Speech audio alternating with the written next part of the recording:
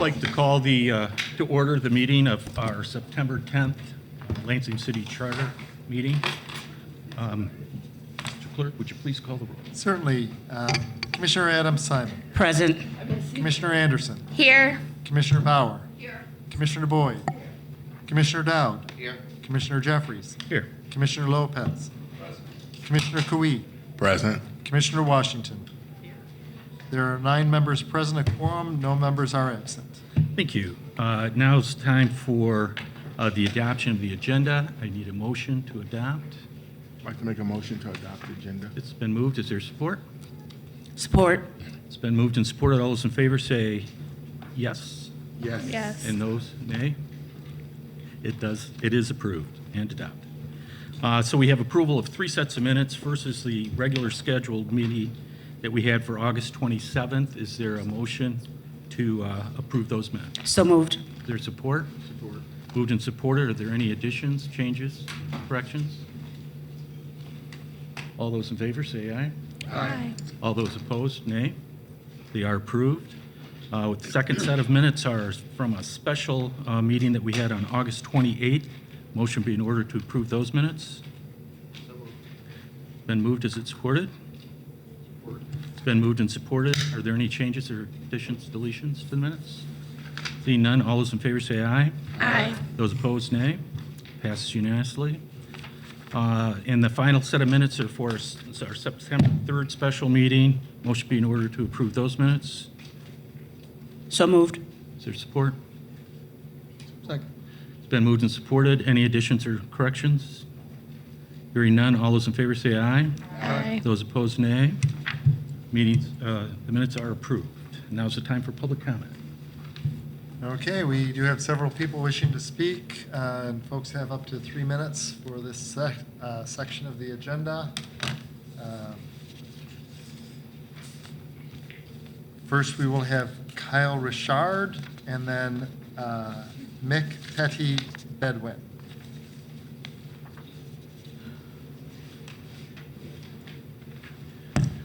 Good evening, everyone. My name is Kyle Richard. I'm a candidate for Lansing Board of Education, also known as Lansing School Board. But I'm not here to talk about that today. Today I'm here to speak in favor of the ethical investment clause that was presented by the community. And as the first speaker, I think I'll take the opportunity to kind of draw the line between ethics and morals. So often, I think in our politics, we get lost in the search for good people and bad people. Who are the good people? Who are the bad people? Who's sitting on the fence? But ethics asks a simpler question, and ethics asks, what are we willing to accept? Would you steal a loaf of bread to feed your family? If you not, is it good or bad to steal a loaf of bread? But if you stole a loaf of bread to feed your family, would you be able to accept it? If a member of this body made some sort of backdoor deal, made a quick buck off of your roles here in the commission, would that be acceptable? Or would that be unacceptable? Ethics. This is ethics. This is the conversation of ethics. And so when we talk about ethical investment, and it's really about what are we willing to accept from the people we do business with? Are we willing to accept if the people we do business with are, say, weapons manufacturers, or are taking part in an apartheid regime, or are taking part in a genocide? Are we willing to accept if our business partners are profiting off of the murder of innocent civilians? Are we willing to accept that the city of Lansing, through its business partnerships, may profit off of the murder of children and civilians? This is what ethics asks us to consider. And so, one moment, I'm gonna take a moment to breathe, and I have 1 more minute.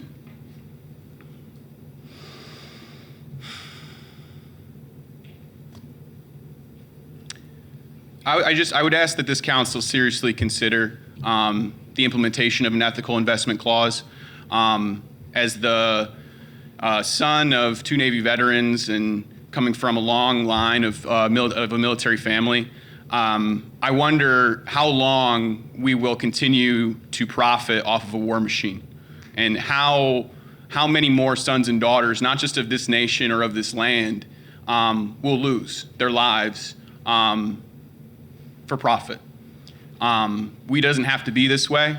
I think that all real change happens when working people, regular, everyday people like you and I stand up and say enough is enough. But we have to do it as a collective. We have to do it as a stronger, greater collective. And so I would just seriously urge this council to consider an ethical investment clause, and please listen carefully to the speakers here tonight. Thank you. Thank you. Next, we have Mick Tetty Bedouin, followed by Anna Martinez Hume.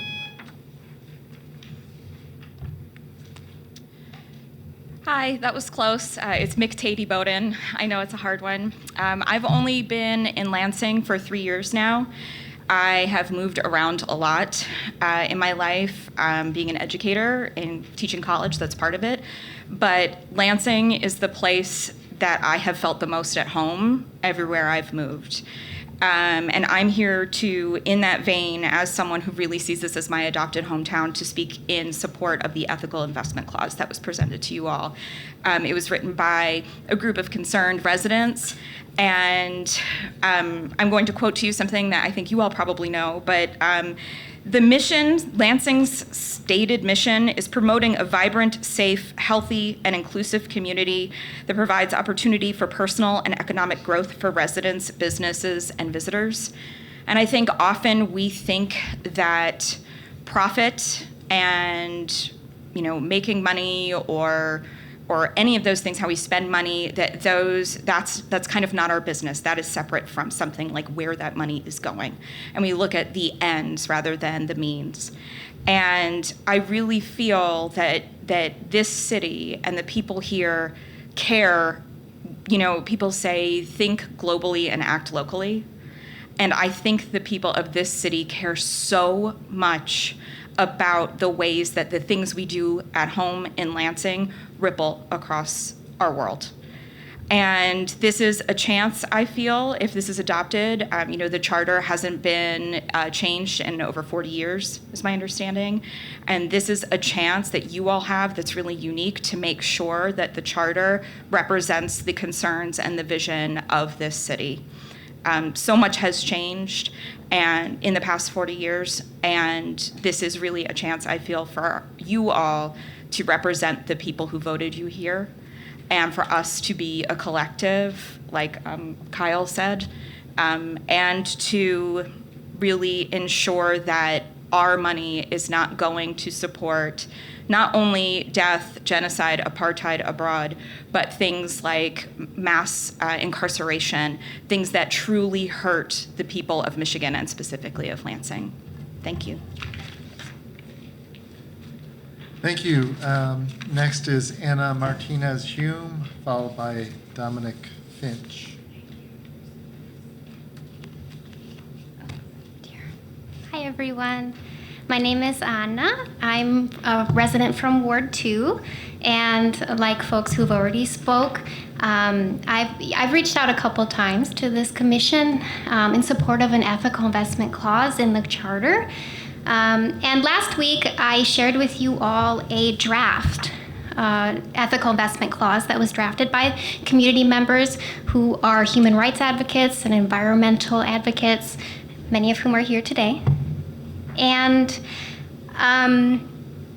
we came together over the past several weeks to review the charter and believe that this charter revision process really provides an opportunity for Lansing to meaningfully address how the city invests, contracts, and purchases.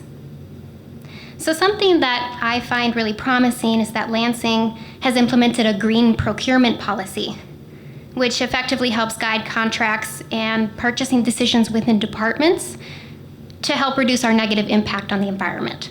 But ethical investing extends beyond just making purchases that impact our environment. Lansing should also have policy that ensures we're not actively investing in entities that cause harm to human life. So things that we came together and decided we don't want to see our city ever invest in are things like weapons manufacturing, fossil fuels, pipelines, prison system, the detention system, and states that are actively engaged in illegal apartheid, annexation, and human rights abuses. An ethical investment clause like the one that the city residents behind me have drafted ensures that such a policy be crafted, and that there are procedures and mechanisms created to verify that ethical investment and contract and procurement policies are actually being practiced in our city.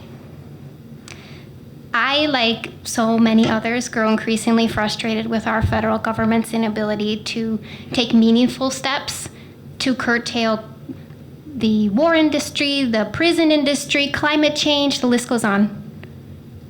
And we grow increasingly aware that change is going to happen at the municipal level, so that's why we're here. And also, as an advocate for Palestinian liberation, I would be remiss to not mention the timeliness of ensuring that Lansing, one of the major cities that called for a ceasefire, ensure that its investment practices are apartheid-free. So I think adding an ethical investment clause in the charter is a really proactive step that Lansing can make to ensure that we are investing with both our local community in mind and our global community. Thanks. Thank you. Next, we have Dominic Finch, and then we have a virtual participant, Farah Hug. Hi. I live in Ward 1, and I love coming to these meetings. And this is my first one for the City Charter Commission. And I think what an opportunity we have in Lansing. It's been a long time since our charter has been looked at. And you are the people that we elected to sort of bring our documents into the modern age and see how do they fit into the world that we live in now and the ethic that Lansing has now.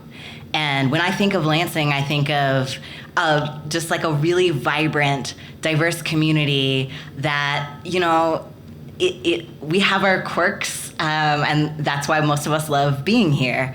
And when I think about like some big moves that we've made as a city, I think about several years ago when we declared ourselves a sanctuary city. I think about when we signed on to the ceasefire, calling for a ceasefire.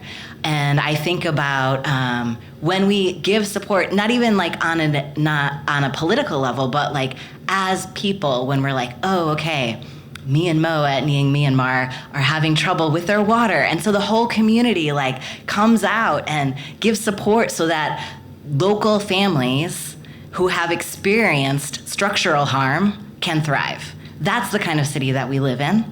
And when we think about money as power, it has influence, right? It makes a difference. We all know that the cheapest things we can buy from Shein or Temu have negative consequences on human lives. And in the same way, we know that we don't have a lot of control over where our tax dollars go. But locally, we do, right? And that's one of the things that you guys are deciding in Article 7 is what is the impact of our tax dollars locally? And so some of us have come together and thinking about what change do we want to affect with this limited amount of power that we have locally. And in line with the GPP, the Green Purchasing, whatever it is, that's been in place for a long time, that's thinking about not wanting to make a negative impact on the environment, how can we broaden that to meet our other ethical standards? So that's what we've laid out. We don't want to put greater harm on the already marginalized, those who are incarcerated, those who live in areas that have been really negatively impacted by ecological crisis, right? We know that the Great Lakes are 20% of the fresh water in the world. 35 million people have drinking water from the Great Lakes. We don't want fossil fuel companies in their money-making schemes to ruin that for us. In the same way, we don't want to be complicit in injustices that are happening throughout the globe, and we have some control, so thank you. Thank you. So we have a couple of virtual participants, Farah Hug, and then Laura Spitzfaden.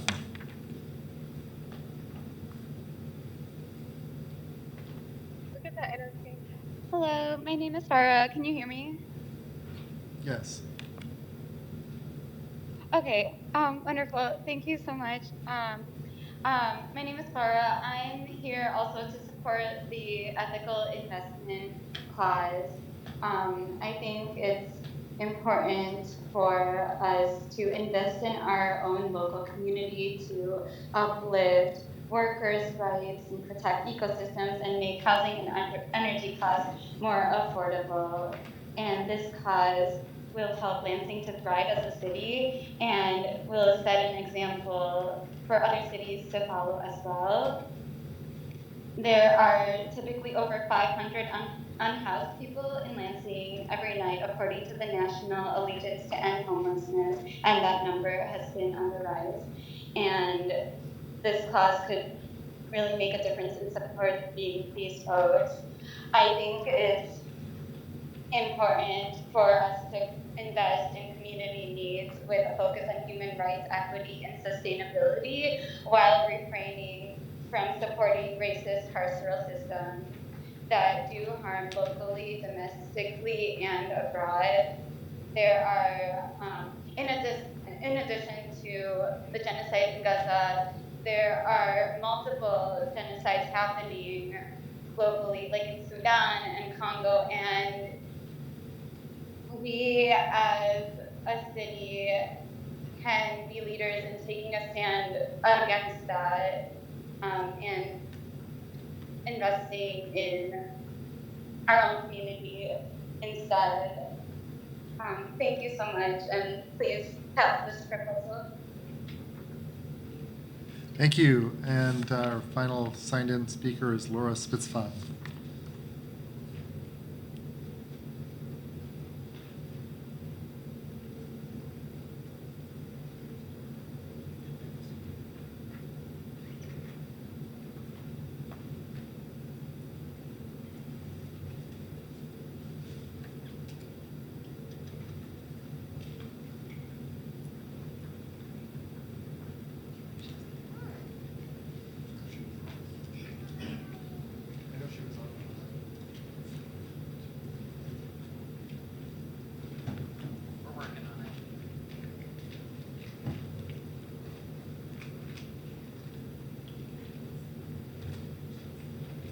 I think I did it. Did I unmute myself? Yes.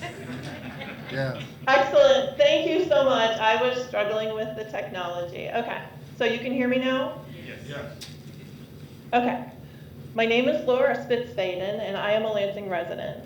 I am here today to express my support for an ethical investment clause in the Lansing City Charter. I believe that where we spend our money matters. Our power to affect change lies in our choice of where we invest our time, our attention, and our financial resources. I want Lansing's investments to be aligned with values that support the well-being of all people, societies, and our natural environment. In light of this goal, I believe it is critical to invest in entities that support health, justice, and human rights, and refuse to invest in entities that contribute to human rights abuses or otherwise cause harm to human life and our environment. According to the Harvard Business Review, ethical investment pays off. I will quote from their article, "Yes, investing in environmental, social, and governance pays off." It is increasingly absurd and surreal to have to justify investing in our very survival, or to have to prove that we should stop funding what's killing us. At the macro level, we've long passed the point where the cost of action is far lower than the cost of inaction. An example, huge swaths of the planet becoming uninhabitable, which again is very bad for business. It definitely pays to invest in our shared future. We can make a difference by choosing where to invest our funds in Lansing, and that is why I believe we need an ethical investment clause in our Lansing City Charter. Thank you. Thank you. Okay, that was our last speaker signed in. So I believe we are to officer reports. Yep. Okay, first report is from the chair. Just very briefly, just wanted to update the community. We have completed the listening sessions that we scheduled for, one for each ward, over the last couple of weeks. I want to thank the Churchill Downs Community Association, the West Side Neighborhood Association, the East Side Neighborhood Association, and the Unitarian Universalist Church for hosting us for these meetings. We had great turnout. A lot of people came out and talked to us. We had a lot of great ideas. Also want to thank the Lansing Area League of Women Voters. They were at every one of our meetings and put on a review of the charter at the beginning of each meeting to provide, excuse me, a context to what we're doing. So just want to thank everybody, and I think it was very helpful in terms of our process. Turn it over to the Vice Chair. Thank you. I would also like to thank CATA Transportation for providing services for our community members, and I'd like to thank the community for their participation and input. Thank you for your engagement. Mr. Clerk. I do not have any updates at this time. Okay. Now we're under new business. We're going to review two articles, Article 7 and Article 8. These are the last two articles that we're going to go through. Article 9, which is the last article, is really a transitional article in terms of how we transition from the former charter to the one we currently have. So what I'm going to do is just go through each chapter of each article, go through some of the sections to just point out what is in the charter. Hopefully it's part of an educational process for us as well as for the community. So I'll begin with Chapter 1 of Article 7. It regards the budget. It talks about how the mayor must submit an annual budget by the fourth Monday in March, which includes an estimate of all city revenues and expenses. As part of the budget process, council must adopt a set of budget priorities each year by October 1. The mayor will also submit with the budget a message which will explain how the budget addresses the council's budget priorities, provides in part detailed estimates and explanations of proposed expenditures, along with a comparison of actual appropriation and expenditures from the preceding fiscal year. It's going to state what the bonded and other indebtedness of the city is. It will contain estimates of all anticipated revenues of the city from sources other than taxes, with a comparison to last year's amounts. The budget message will also include the estimated cash and unencumbered balances or deficits at the end of the current fiscal year. And finally, the message will contain an estimate of revenues from all other sources that will be necessary to meet the proposed budget expenditures. The article requires City Council to review the budget as a committee of the whole, as well as conduct a public hearing on the budget. The charter further provides that by the third Monday in May of each year, council shall, by resolution, adopt a budget and make appropriations of money needed to fund the budget.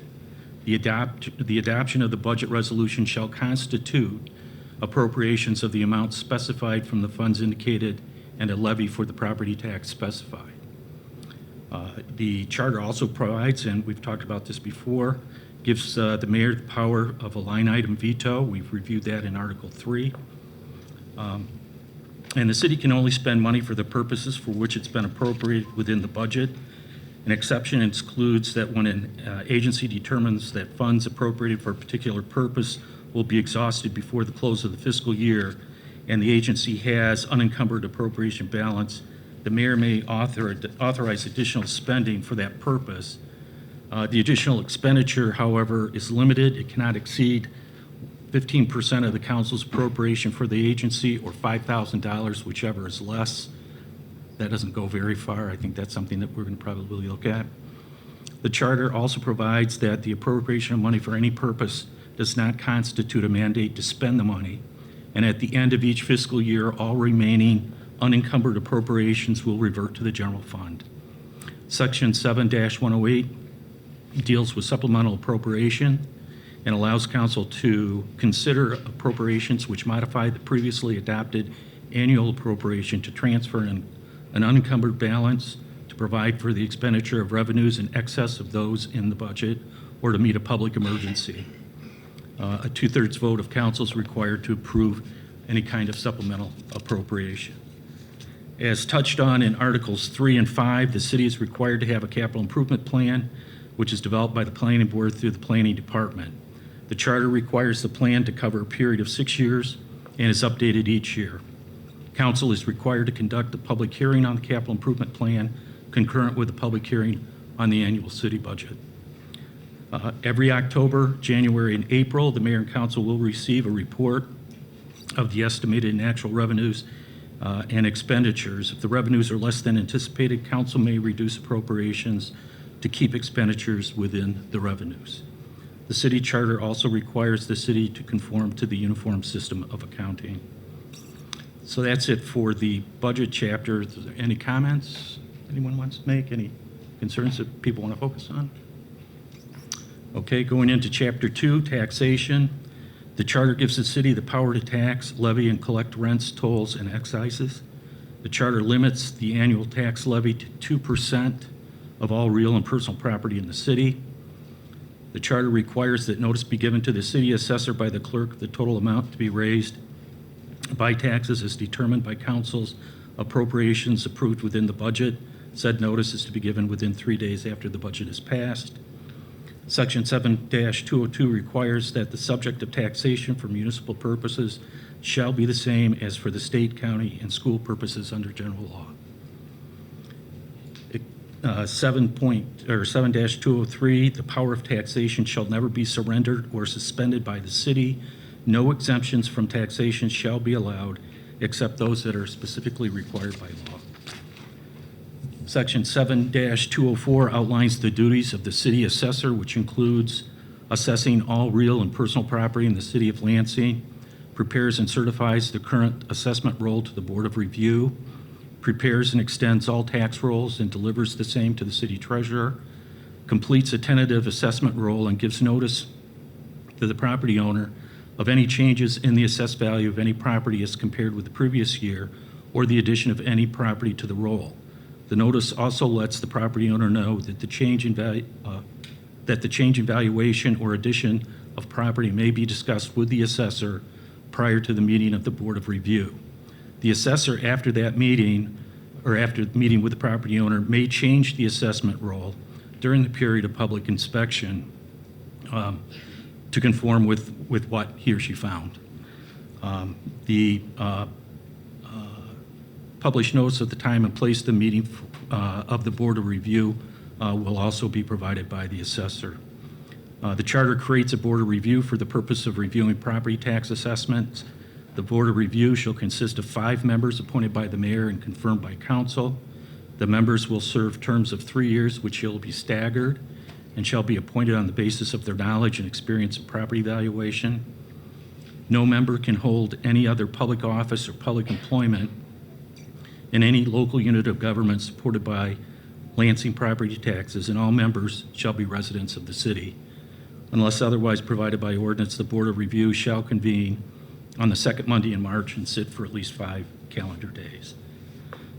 Section 7-206 provides that property taxes become a debt on tax day as provided by law and becomes payable as a lien on the property on the subsequent July 1st. As to personal property, all personal property taxes are considered to be a first lien on all personal property of the person assessed and will continue until such taxes are paid.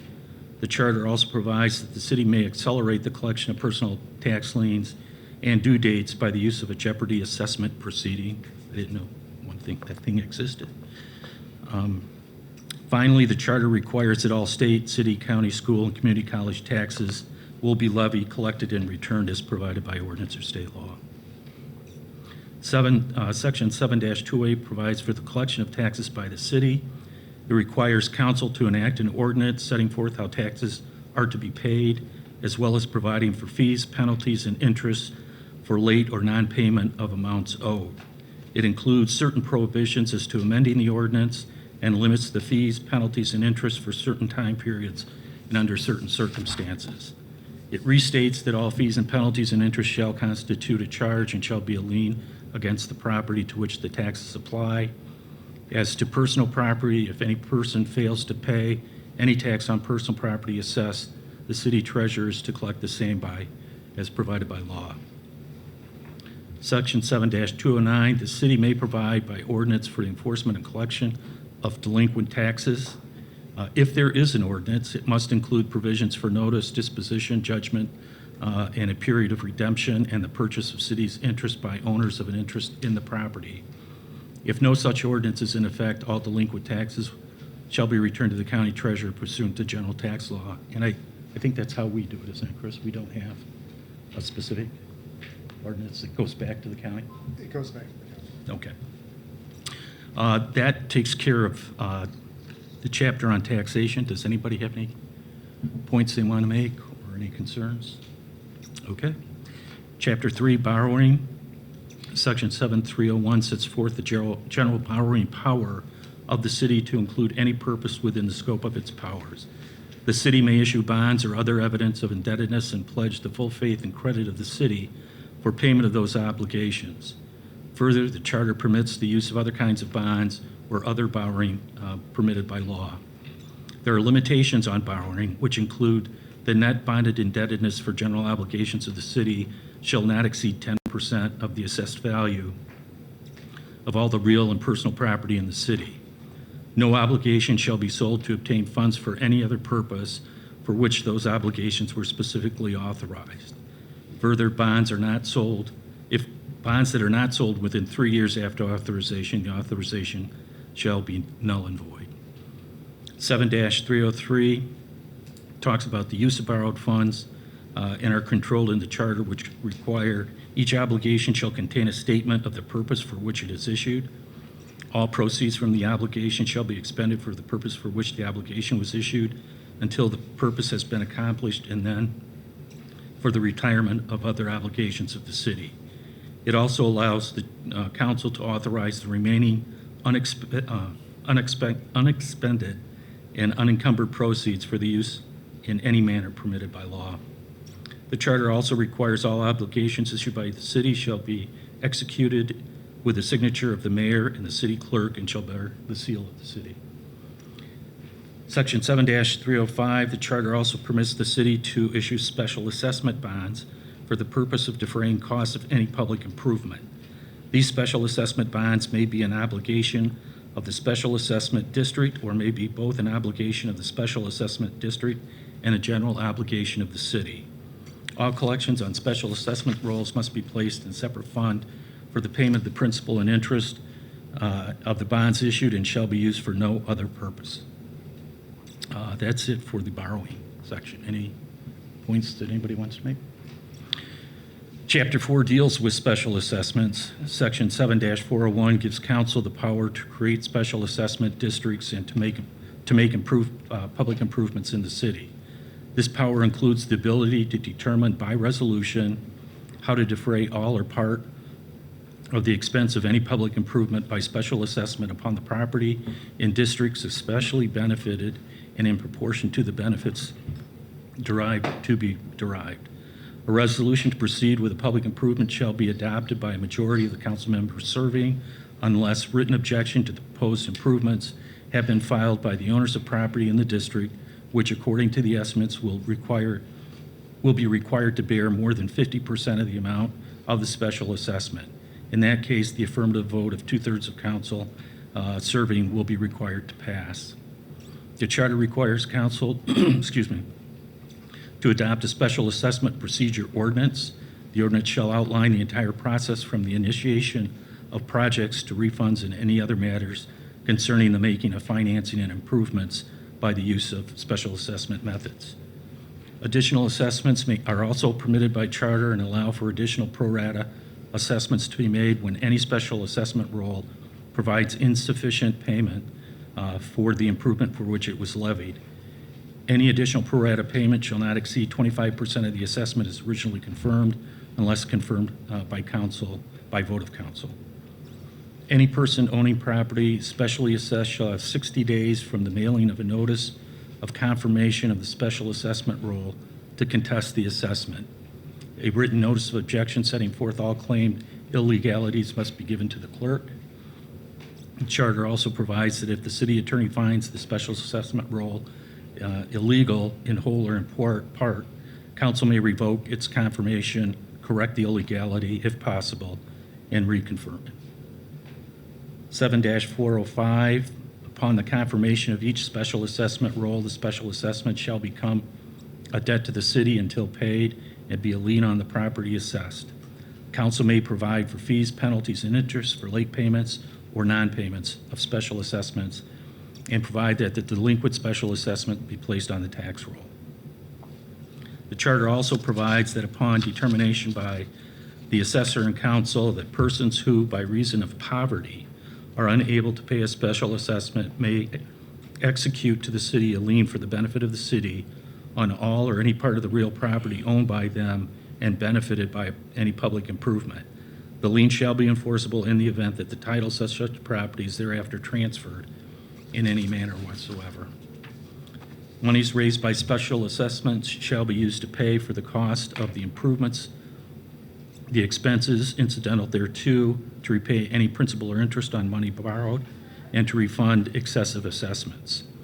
And then the last section, 7-408, is kind of a catch-all. It just says that all real property will be liable for the cost of public improvements benefiting such property unless exempted by law, and such special assessment shall be levied, collected, and returned, and the said premises may be sold or forfeited in the same manner as for non-payment of city taxes. So that wraps up that chapter. Are there any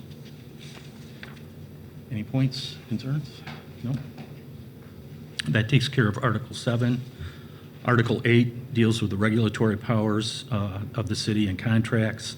Chapter 1 talks about licensing. The city may exercise its police power to regulate, prohibit, license, or franchise any trade, occupation, amusement, business, or other activity within the city. The review of any decision will be set forth by ordinance. The procedure for issuance of a license and permit is controlled by ordinance, which limits to the greatest extent possible the issuer to one official so that the licensee will not have to contact more than one city office. I thought that was kind of fun. That's chapter 1. Chapter 2 deals with franchises. The charter shall place certain limitations on franchises, which include a franchise and all renewals, amendments, and extensions may be granted only by ordinance, which may be approved only after a public hearing and after the grantee has filed notice stating that the grantee's unconditional acceptance of all terms of the franchise. The ordinance may not take effect until it has either been approved by the voters of the city if required by law, or has been approved by 2/3 vote of council. When approved by the voters of the city, the ordinance is to provide certain notice and time provisions, and if a special election is required, the grantee is responsible to pay for the cost of the same. A franchise for the use of the streets or other public places of the city may not be sold or transferred in any manner, nor may a party other than the grantee use the franchise unless the city consents by ordinance. The grantee of a public utility franchise will have the right to mortgage the franchise with the approval of council. The purchaser at a foreclosure sale shall have the right to operate the franchise subject to the terms of the franchise and the provision of the charter. Section 8-202 of the charter sets forth standard provisions of public utility franchises, which include provisions for fixing and periodically readjusting rates and charges, and for requiring the grantee to supply necessary information and access to the records and property. The charter also gives cities certain powers over the public utility franchise that it has granted, some of which include the city may repeal the franchise under certain circumstances, require proper and adequate extension and maintenance of plant facilities, establish reasonable standards of service and prevent unjust discrimination in services or rates, requires the public utility to pay any part of the cost of improvement or maintenance of the streets, alleys, bridges, and public places of the cities that arise from its use. This includes requiring the public utility to protect and save the city harmless from all damages arising from such use. It also requires the public utility to permit the joint use of its property and equipment located in the streets and places of public places in the city. Public utilities, Section 8301 provides that the city shall have all powers granted by law to own, operate, improve, enlarge, expand, repair, and maintain public utilities, either inside or outside the city limits, and either inside or outside the corporate limits of counties in which the city is located.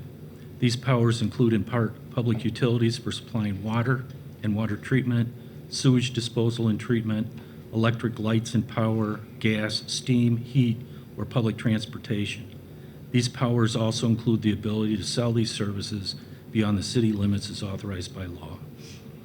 Section 8302 of the charter also addresses how city is to sell exchange, lease, or dispose of any property, easement, equipment, privilege, or asset needed to continue the operation of any municipal public utility. Most of this language is in this section is a restatement of the language that we saw in Article 5-207 when I talked about the sale and exchange of property for the Board of Water and Light. Section 8-303 reviews how rates are established. As to the Board of Water and Light, the section cites 5-205.1, as we talked about just a couple of weeks back, as controlling. And as to all other municipal services, council is authorized to set rates and charges that are just and reasonable. 8-304 of the charter provides that collection of unpaid municipality utility charges may be controlled by ordinance and provides for the use and enforcement of liens. The charter also permits the shut-off of municipal service if the utility bill has not been paid. Chapter 4 deals with property. Section 8-401 addresses the purchase of personal property and services. It requires the city to adopt an ordinance that requires competitive bidding for purchasing personal property and services without exception, or with exceptions, defines lowest responsible bidder in a manner that will result in the lowest overall cost to the city, and requires verification of the availability of funds before any purchase can be made. 8-402 addresses the sale of personal property which has become unsuitable for public use. It requires the city to adopt an ordinance that requires competitive bidding for all sales, leases, and transfers with certain exceptions. The ordinance is to define those dispositions of public property which are not in the ordinary course of city operations and sets forth procedures for disposition of the same. In addition to personal property and services, Section 8-403 provides the process that is used to purchase and sell real property. It requires the city to enact an ordinance to ensure fairness and consistency in the acquisition and disposition of real property acquired by purchase, gift, condemnation, lease, or otherwise. The charter requires that the ordinance on acquisition of real property contains certain provisions. I believe there are 10 of them, not going to go through all of them, which are listed in Section 8-403.2 and are based on a federal law known as the Uniform Relocation Assistance and Real Property Acquisition Policies Act of 1970.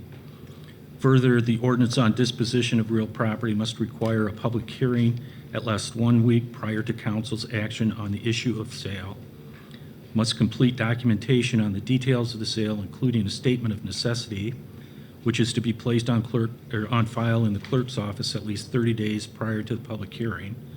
The ordinance does not apply to real property to be sold for less than $50,000.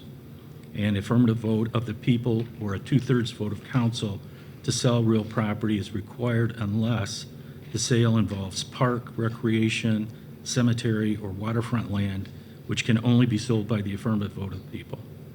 This section also provides for a carve-out for the Board of Water and Light. Chapter 5, marijuana, I'm not sure why that fits here, but It was initiated. it was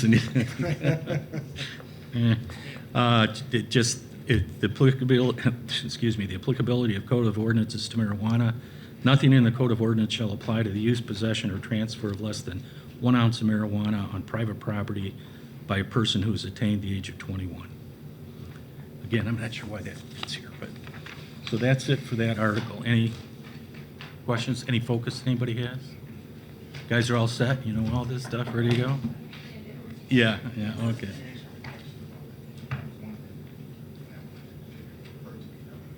Oh, yeah, okay, good. All right, that completes the new business. We're now at commissioner remarks. Any commissioner have any remarks? Commissioner Washington. I just have a question. So this was the end of our going through the charter, right? Yes. So what does the next meeting look like? What we're going to try to do, we're going to have our attorney there. I'm asking him or his firm, his team, to put together kind of an overview what he looks at when he's looking at a charter revision in terms of what a process may look like and what may be the order of decisions we want to look at Because, for example, if we look at, if we keep the strong mayor form of government, or if we go to city manager, if we go to the city manager, it's going to require a lot more changes. And so we might be looking at making those bigger decisions first, and then once those decisions are made, get in there and make the changes. I have asked for the next meeting to, did you get a hold of? Okay. I'm trying to get some folks here. I've got commitments from Mayor Shore to talk. We're reaching out to Mayor Hollister. I've reached out to Carol Wood. She's not available, so we might reschedule that time for her and another council member. And so that's kind of what it's looking like. If there are specific groups or folks that you're all interested in hearing from, please let me know, and we can set that up. But I should have kind of an outline before the end of this week. Okay, because I would like to, when we do start getting into the charter, I would like to know at this meeting what we're going to be. Absolutely. Because that will take a lot of my time to do the research, and right. so I don't want to find out just days before the meeting. Sure. And I guess that's more what I was getting at. And I Okay. think the absolute first piece of business is strong mayor, city manager. We have to clear that up before we go through anything. And I would hope that you would add the Board of Water and Light to that list. Yeah, okay. And LEDC. Okay. Any other comments? Commissioner Boyd.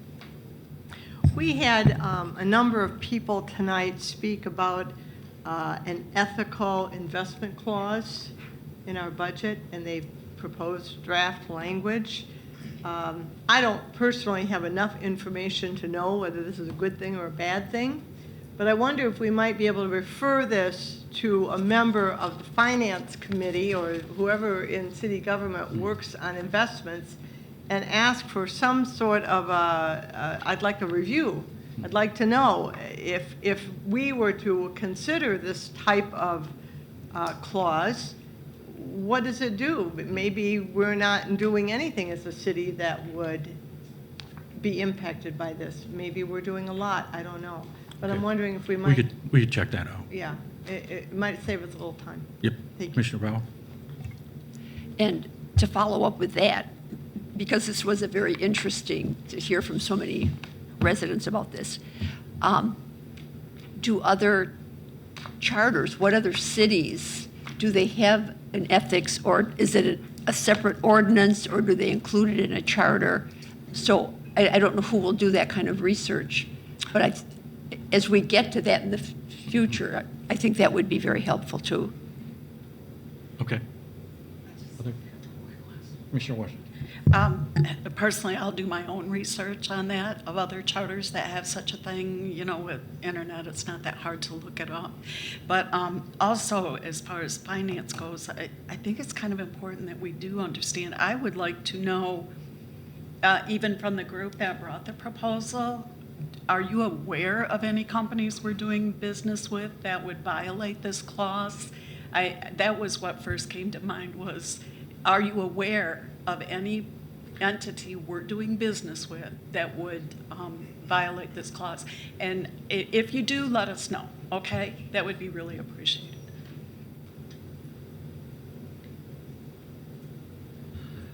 I was just talking with Chris here a little bit, trying to figure out, in terms of the investing that the city does, I know we do a lot of that with our pension funds, but I'm not sure outside of that if there's a lot that we do, but we can get into that. We'll get into that. And I don't pretend to know how or who.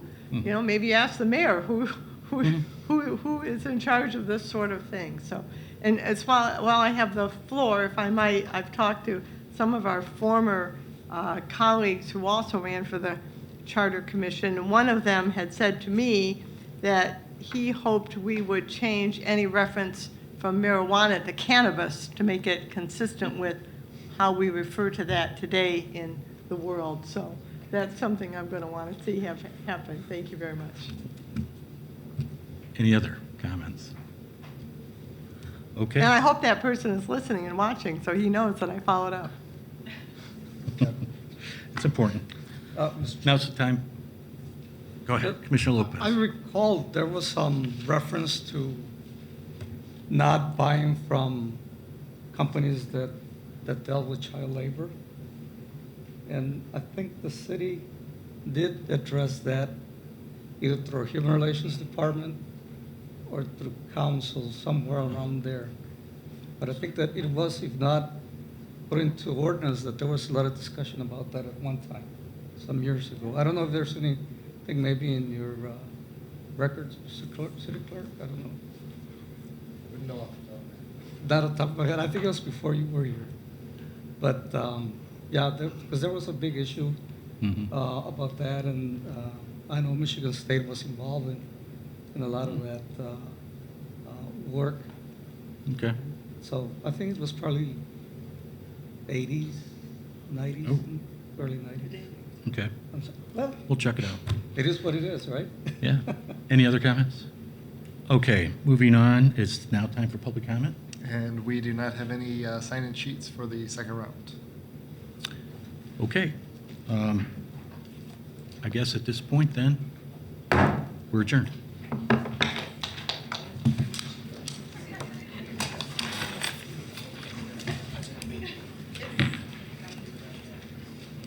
Everybody going home to watch the debate?